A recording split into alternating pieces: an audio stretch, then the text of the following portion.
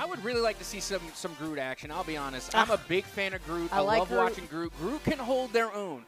Groot can hold their own, and they Yeah. can also put on for their team, especially a Groot that knows how to utilize the walls, being able to build up and around obstacles, and also being able to really utilize the different abilities that each wall has. Again, just your standard wall is able to deal out extra vine damage if you're able to surround and control your enemies. So, and that's what I really like about Groot, is that he's not just a tank, but he also has a little bit of a controller aspect to them, being able to divide and literally divide and conquer the opposition. Also, again, you can't forget Groot's massive big wall. On keyboard and mouse, it's the E. The E button. That's why I play keyboard and mouse, by the way.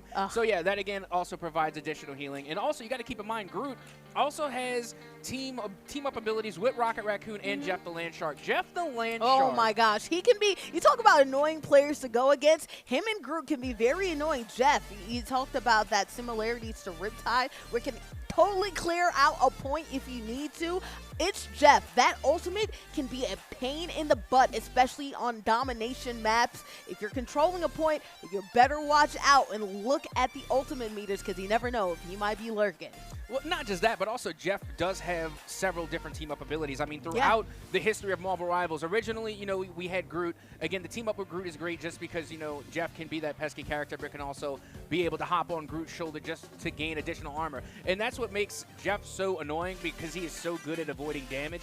But with that being said, we've also seen some DPS combos in the past as well. The Sharknado, probably the most infamous with Storm. Sharknado. I'm not expecting to see it today, but it was a team-up that was viable for at least a season, and it was really, really fun to watch. So again, I'm expecting Jeff the Land Shark to make an appearance today, because again, Jeff the Land Shark has one of the higher pick rates for supports in Marvel Rivals. Oh, absolutely, because not only is Jeff very good at clearing out with his ultimate, but also holds it down from a healing perspective. In my opinion, if you don't have someone like Silver Fox, if you don't have someone like Jeff or Rocket Raccoon, you're really doing yourself a disservice, because you really need some of these players that can really lean into the healing game if you need be, right? These are the players that I feel like have the highest rate of heals. You also have somebody like Invisible Woman as well, who can really put up a lot of healing, especially when you have such good competition that you're expected to see in a tournament like the Texas Esports State Championship. You're going to need somebody who can hold it down for the heals,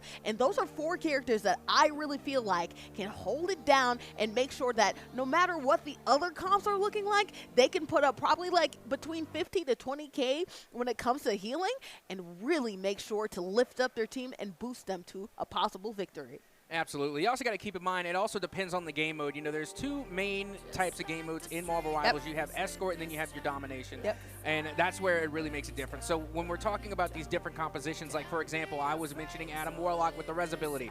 Really, really great in Domination, not so much in an Escort. Absolutely. Also because you have to be a little bit more mobile when you're talking about, the Escort missions. And Adam Warlock, not mobile at all. Might as well be Professor Xavier in a wheelchair, because he's not moving around very much at all. I need to see him in Marvel Rivals soon, by the way. We'll see. We'll see. it's until we get Professor Xavier, Adam Warlock is the closest we're going to get. Absolutely. Somebody else that I'd like to see, we talked about this the other day, right? Potential players that we'd love to see in Marvel Rivals. I am a big X-Men fan, and one of my favorites was somebody like Jubilee, right? Obviously, I was blessed to get somebody like Rogue and to get somebody like Gambit. They eventually came to the cast, but I really want to see Jubilee. I can see her special, maybe doing a little bit of flash right here, maybe doing a little bit of explosion damage. I can't wait to see if we get Jubilee in the future. I know there's somebody else talking about that X-Men team that you really want to see too, or expect to see very soon. Oh, yeah, absolutely. And you know what? Again, a big shout out to Gambit, because I am from New Orleans, so I appreciate the Cajun representation. Gotta love Gambit. Although I will say the way that Gambit is composed in this game, I definitely see them more as like a third support back, kind of like pseudo DPS, pseudo healer. Like Mora, kind of sorta, Yes. Maybe a little bit lower in the heels, I would say. Right. I mean, I wouldn't put them in the same category as Moira, but, again, when we're talking about having that 3 support comp, again, they're able to kind of like double roles, double as a DPS and double as a support as well. But with that being said, I really want to see Ghost Rider added to the roster. Ghost Rider, one of my favorite superheroes of all time, and again, would be an insane DPS character with complete yank and pull ability to separate tanks from the rest of the team. There's just so much opportunities to be had with an addition like Ghost Rider. But we all know that the soon-to-be added characters to the roster are more than likely going to be Cyclops, of course. Yep. And, of course, quite a few others. We're definitely going heavy with the X-Men lately. Oh, yeah. We're going to have all the X-Men roster obviously coming soon. We might even see somebody like a Nightcrawler eventually. I can see him being added as well. That would literally be the best dive of all time. Oh, my gosh. You think about him, Star-Lord. You think about Spider-Man, those similar type of players that can get in, get out of dodge, and just making sure that she can just be a little bit of a pest, right? Pest, really finish off kills or be one of these players that distracts the rest of the team. You focus in on him, and that's where the rest of the team closes in and sort of makes those chaos. But it seems like we are getting closer to the game happening, which means that we're closer to seeing just exactly what these compositions just might be about. I'm very excited to see what's going to be happening here from the Clear Lake Falcons in the Valley Mills Esports Club. Looks like they're the Eagles as well. But yeah, plenty more to come with Marvel Rivals. Obviously very young in its esports phase, right? We're only on season 7. And also, too, this is the very first time that we're going to be seeing it in the Texas Esports State Championship. So without further ado, we are ready for our inaugural game, Marvel Rivals. Well, here we go, getting ready into game number 1, and now we get to get into the pick band phase. This is what I've been looking forward to. Who are the bands going to be? I've seen a great deal of Hulk bands in my time. I'm going to be interested to see on what is going to be the picks and bands going into this. If you had to pick right off your head, ban, who are we banning first? Who would you ban? I would go with a Hulk here. I would go with a Penny Parker. They're pretty OP this season. I would love to see a Penny Parker. They're really good. I would go with a Hulk.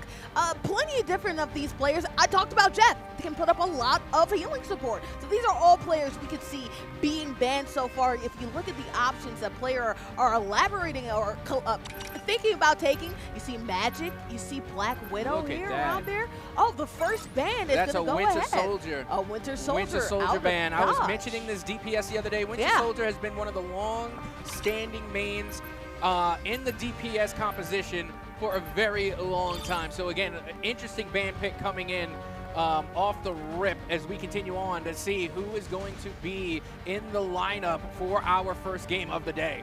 We're going to go ahead and lock in Gambit. So Gambit is used. Let's see what's going to happen here on the other side. Door also available in the docket. What is going to be happening here as we wait for the other side of the ban, and that's going to be the Falcons, who are looking to ban Psylocke. That's an interesting ban pick. I don't really see Psylocke as that big of a threat, but what do I know? I mean, maybe they know something that we don't. There could be a Psylocke aficionado on the other side of the roster that just mains Psylocke. So they're maybe trying to, I guess, ice the kicker on the other side by getting rid of one of their favorite characters. But you do see it looks like Punisher is being secured and locked in, and I can't make out that ban that had just come in on the other side. I'm trying to determine who that is. Is that Elsa? I believe that might be Elsa that we're going to see here get secured. And on the other side, we also have a secure of Invisible Woman. Invisible Boundary can be very good at really, especially in domination, making sure that you obscure the point and you don't really know what's happening. And it looks like Magneto's going to have a ban. Magneto getting banned is crazy. But also with that being said, we do see that Magic was banned as well. Again, a very interesting ban. I think, again, because Magic definitely one of the more, default dive DPS. Again, very easy to play. I kind of put them in comparison with the Punisher, being that Punisher and Magic have very easy mechanics. They're very easy to pick up and play. And with that being said, they both play different roles. Punisher is going to be your hit scan, consistent damage, whereas Magic is going to be more of a dive, burst damage. A lot of damage done very quickly and then retreating. Again, the get in, get out. But very interesting compositions already. As you can see, we do have a traditional outlook, right? More or less. I wouldn't say DPS, I wouldn't say full traditional, but we're in the conversation. Yeah, no, because Emma Frost can be one of those players. Obviously, she's very spongy. She can take up a lot of damage, but then can also exalt it as well. Obviously, a very traditional big if you look at that in Venom. On the other side, you have Groot. We talked about how Groot can really ruin these sight lines and make things harder to see. We still don't know what the last DPS is going to be for the Falcons. Still yet to come, but we're already absolutely ready to go. It looks like we're locking in Jeff. So let's get to action. Gambit probably going to be that third support DPS-ish type role as we head on in to see what will happen. Domination coming soon. All right, now this is going to be rather interesting. Already you can see Punisher going to be getting the first contact out here, laying down a lot of heavy fire. And again, they're playing more range here. They're bringing in the Gambit with the Punisher along with Phoenix. That is going to be a lot of damage coming from range. Not going to be a lot of melee abilities. I'm wondering if they're going to try and go dive, as you can already see the Venom already working on the back line, trying to take care of the Gambit. But again, you have to play the patty cake in the back line in order to keep your heals alive. That was a great heads-up play coming from the support there to kind of avoid the damage coming from Venom. Yeah, Venom had to go ahead and retreat, but you're seeing right here, Emma Frost go ahead there and do their thing. Holding down the back line is none other than Invisible Woman. Looks like they're making a good push right here and making sure that they're getting on. But as you see right here, the Falcons are doing a good job of securing that point. It looks like they're very close to getting that point and getting the lead so far here. Yeah. Right now, the Falcons are taking complete control there. It looks like they could possibly squad wipe here, and they do! As they're able to come through and take control of the point. Again, great backline defense, and again, that is that triple support composition we were talking about. You have the Invisible Woman. Oh, I'm sorry. You have it looked like an Invisible Woman coming from the side of the Falcons, and then you have Jeff the Land Shark, and of course, Gambit, who is that pseudo support, being able to also supply a great amount of damage as well. Absolutely, and now Team 1 on their back foot, looking to make another push right here, obviously making sure that they do it in conjunction. Cloak and Dagger coming on through and getting some actual kills. And look at that Jeff coming through. It's Jeff can be such a powerful utilizing tool. And It's Jeff doesn't necessarily come through right there. Unfortunately, can't make the best of that ultimate. Yeah, unfortunately, we weren't able to see. Don't get me wrong, the ultimate did come out. They were able to retake point. Didn't get really much. Really didn't get much utility out of it. They didn't really get any eliminations. Great ult exchange just to start things off. But the Falcons have 2 ults in their pocket. You're looking on the other side, on towards the blue side of things. They also have 2 ults, and now Punisher coming out with the turret, and the turret is now gone thanks to the moving wall. Thanks to the moving wall, Groot doing a good job of blocking off before it even have a chance, and then good team communication to get him out of the loft. You can't have him just sitting right there and using that turret in plain sight because you'll wipe him away, no problem. Jeff coming back and trying to do his damage and doing a great job of holding down the fort. Great push right here from the Falcons to recapture the point. Yeah, and you got to say, this was a pretty good retake here. Again, that 3 support composition on the back line doing wonders. And again, being able to come through with the double tank combo. I mean, again, you're not going solo tank. Like I said, Groot can solo tank. However, they do much better in a team-up composition. And honestly, Emma Frost pairs well when we're talking about holding the front line. You have 2 different shields. You have Groot shielding and you have Emma's telepathy shield going out at the same time. If you want to keep this composition working, the main thing is to protect the back line. That's going to have to be the focus coming out from the Falcons. Cloak and Dagger trying to do their damage. As you see the up top view right here, it looks like blue team is trying to take back that point and take back control of it. They go ahead and do that. Very even matchup. Give it go. It seems like every revitalizing tool, it seems like we're exchanging, ping-ponging the point. We are getting a lot of momentum going the way of blue team, but the Falcons trying to make their secondary and third push to see if they can take this away.